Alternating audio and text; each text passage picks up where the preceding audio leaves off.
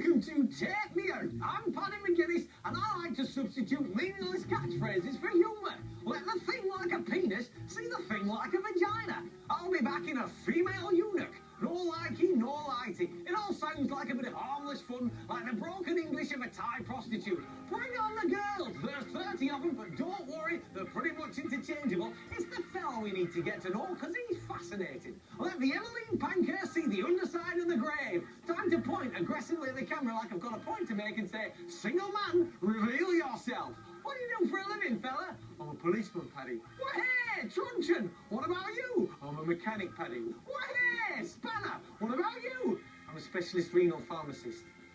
Oh, by myself. Rodiella, you've left your light on. Do you fancy him, or are you so conditioned into desperation that you'll pair off with any man, whatever the cost to your dignity? Yeah. What? And do you agree that this show sends out the message that both genders should conform to a type and that anyone outside those parameters is a deserving outcast? Yeah, brilliant.